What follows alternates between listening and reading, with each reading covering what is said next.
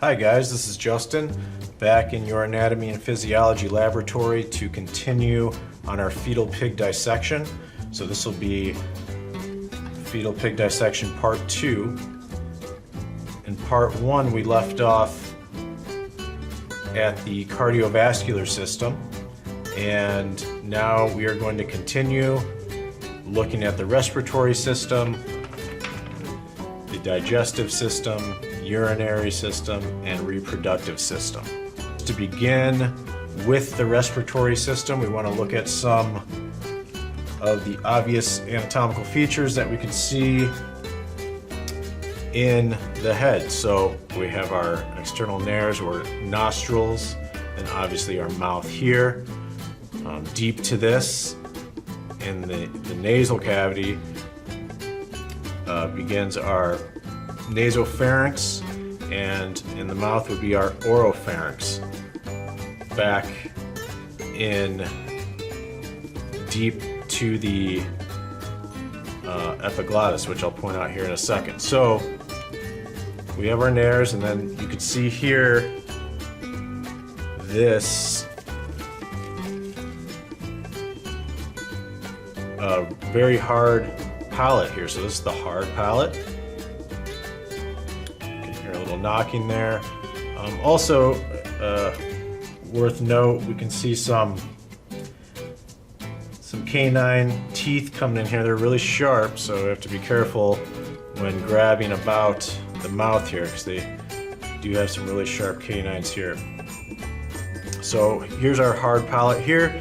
Our soft palate begins here, and it's by touch. It's obviously a lot softer than the hard one. Then our oropharynx is down in here, but beginning at the top. So remember, you have two tubes here, the opening to the esophagus and the opening to the trachea.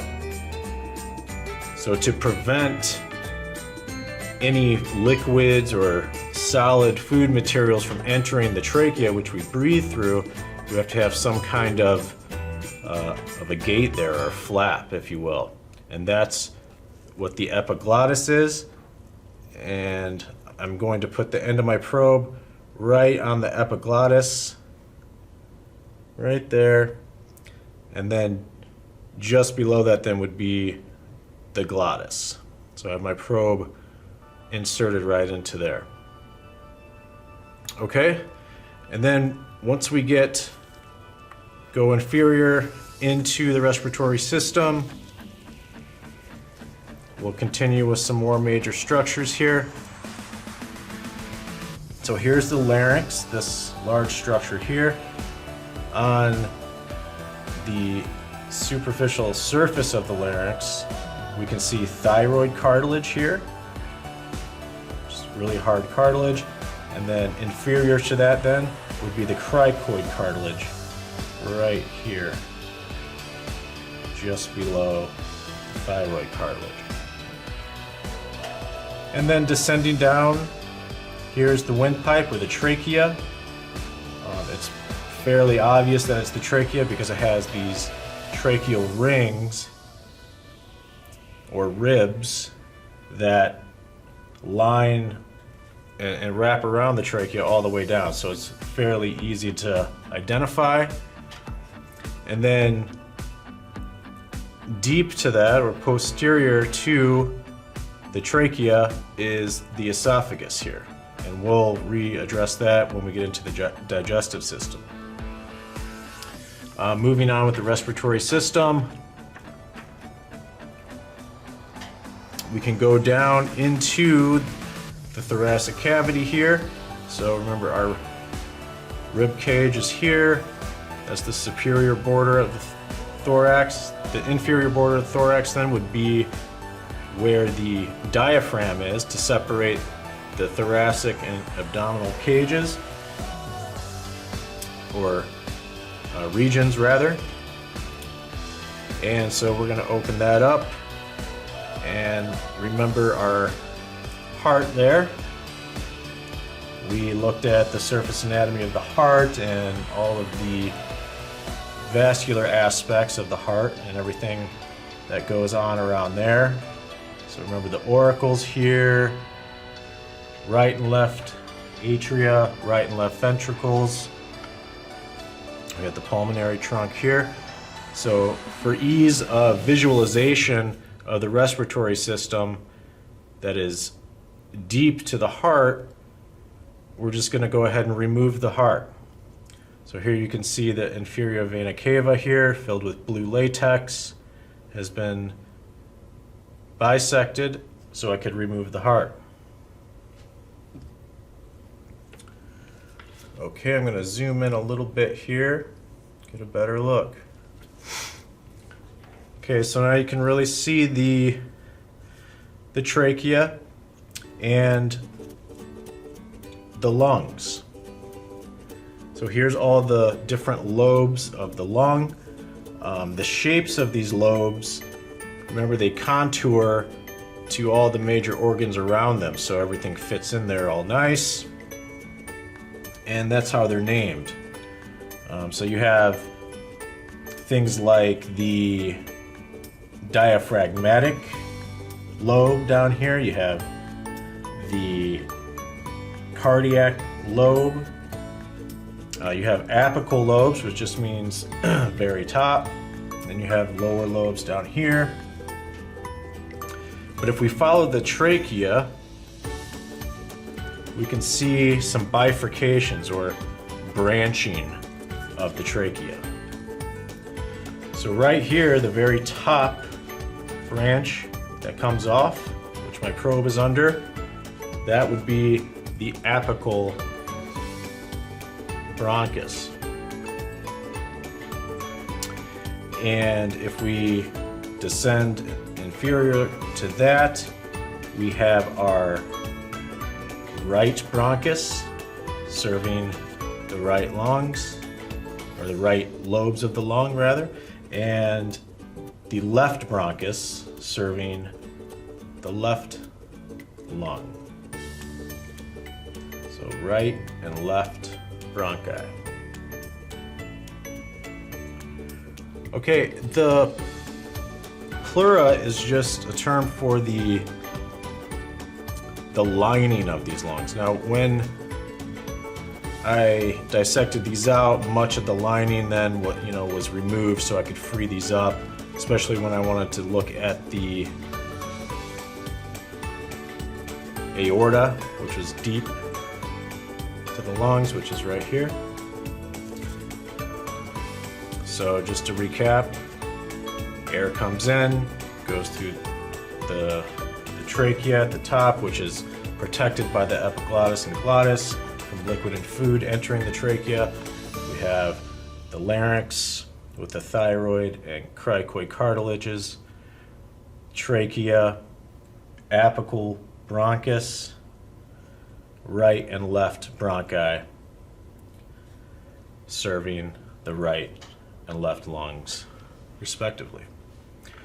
Okay, so now I'm just going to scoot this down and we will start visualizing some aspects of the digestive system.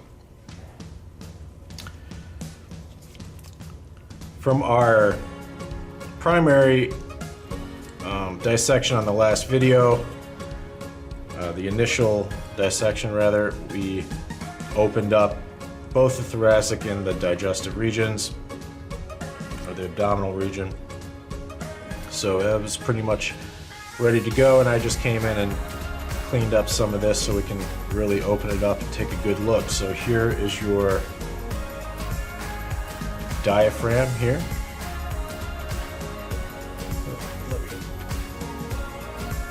There we go. I'm holding the diaphragm here, and I can see some striation, some muscle fibers. And if we lift this up and reflect it superiorly, we notice this large organ here, which is the liver. And the liver has separate lobes, which can be visualized here.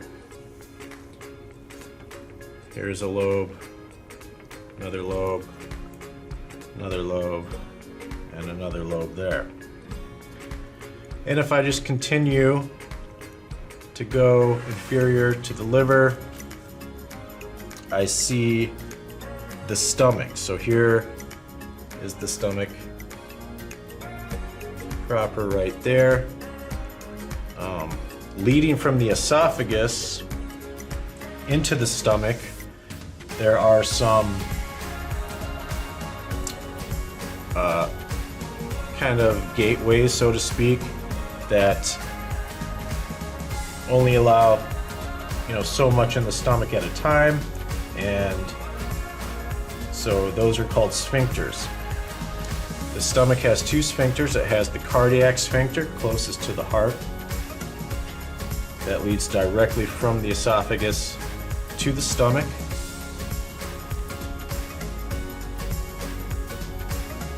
And you can see that.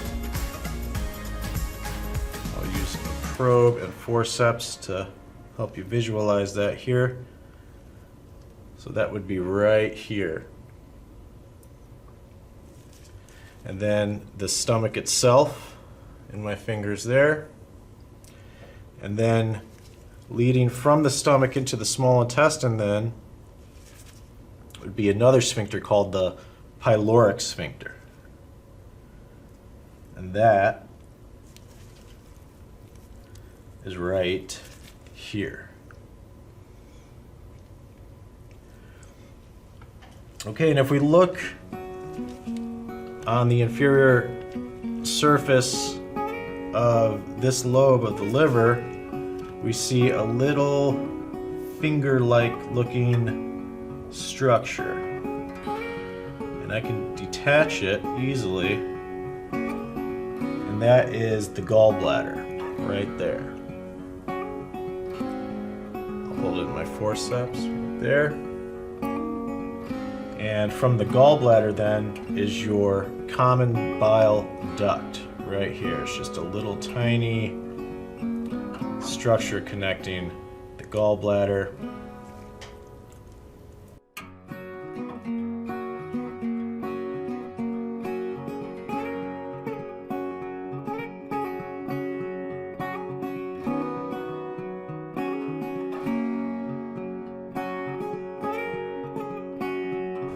So the small intestine has a smaller diameter than the large intestine. Even though the small intestine, there's a lot more of the small intestine, but it's called small because of the smaller diameter than the large intestine, which has a larger diameter. Okay, so more small intestine here. One thing we can look at also before we get too far away from it, go back to the stomach. I'm just looking at the list here of things that should be visualized, and I made an incision into the stomach right here. So my probe is inside the stomach here, and inside the stomach I can see some wrinkly looking tissue, and that would be the rugae on the internal stomach. And also, if we look in here, you can get a better view of the pyloric sphincter. Right here, let me cut this away a little bit so you can see it.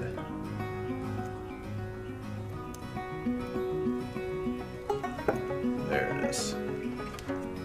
Right there. My probe is right in the middle of the pyloric sphincter right there. Okay. So now back into the intestines. If we pull apart the small intestine, which has a lot of folds and wrinkles, again, this is where nutrient absorption begins to take place. So there's got to be a lot of surface area adherent for maximum nutrient absorption. If I hold it open like that, you can see the mesentery. All of these fibers here connecting all of the small intestine. So that's the mesentery. The cecum is somewhat easy to find because even though it may look a lot like the rest of the intestines, I know what to look for because it has a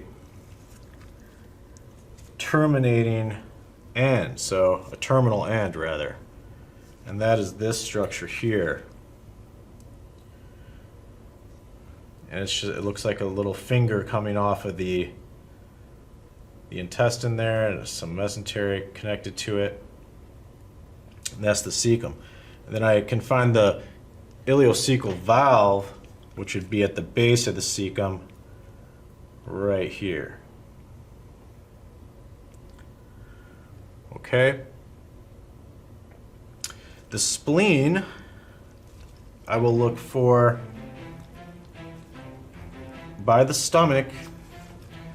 It kind of looks like part of the liver, but it's not attached to the liver, so I know it's a different organ. And this would be the spleen right here, hanging it over like that. Okay. The pancreas, somewhat difficult to find in a fetal pig. In a human, it's very obvious just because it's contrast, color, and texture compared to all the other surrounding organs.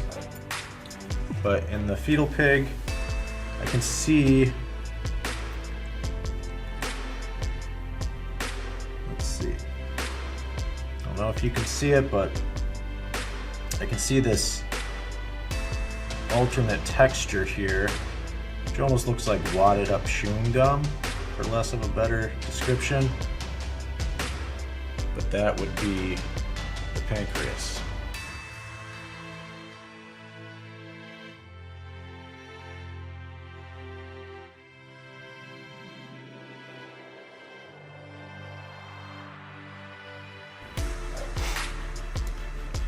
And then another view of the spiral colon, or the large intestine. It's here, and you can see why it's called a spiral colon, because there's a lot of twists and turns in it.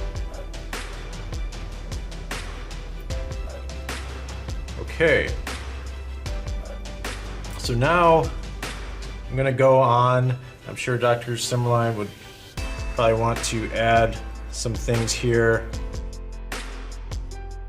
I'm just going to keep going with the urinary system. So the urinary system starts with the kidney. So over here, this is a kidney, and bilaterally you'll find a kidney almost in symmetry on both sides, but rarely are they in the exact same spot. So this is the right kidney. The left kidney I left in situ there, and you can see the lining over the kidney. Okay, just gonna soak up some of that preservative. But if we go back to the right kidney, I went ahead and mobilized this out from its anatomical position so we can get a closer look at it. So I cut the renal vein, which was holding it in place down here, which bifurcates from the inferior vena cava. And then what's keeping it attached here, right here, is a ureter going to the urinary bladder down here, and we'll take a closer look at that when we get into reproductive structures.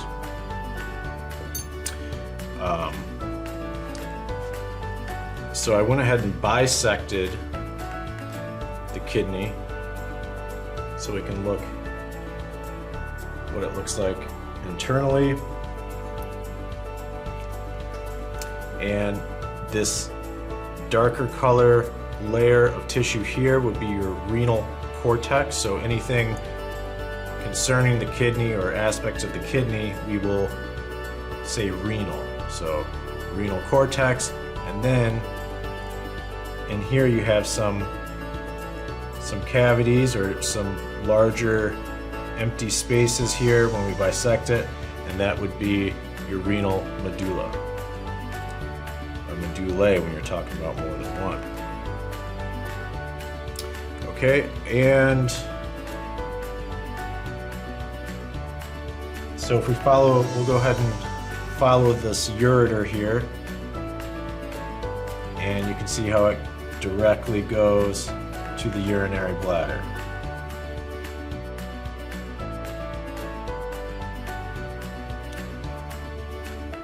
Okay, so on to the reproductive system.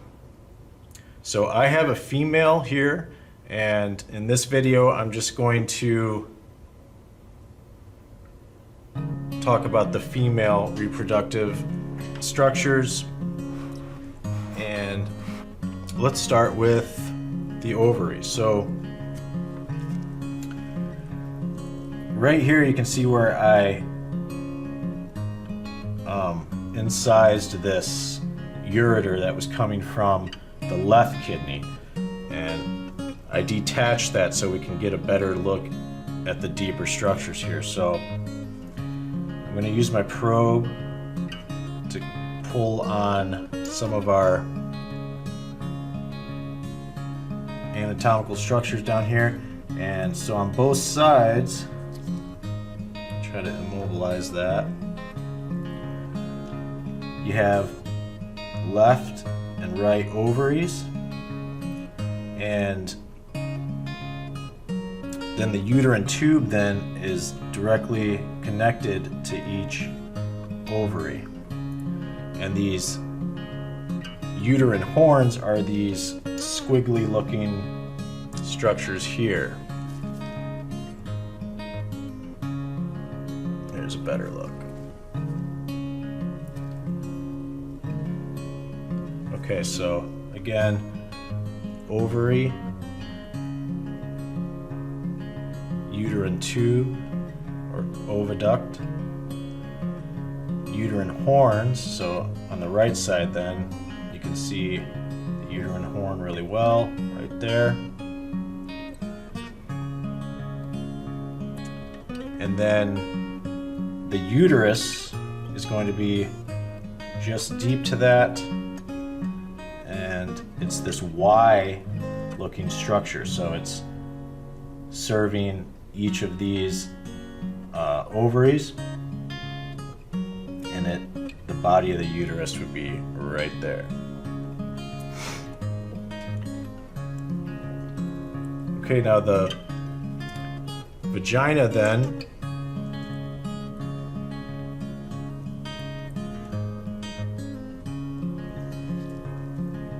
will be, I'm just going to make a couple cuts here.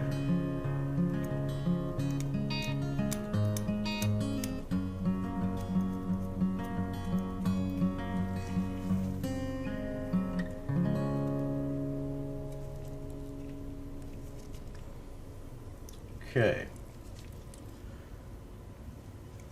So again, the uterus is down here, the vagina then is right here.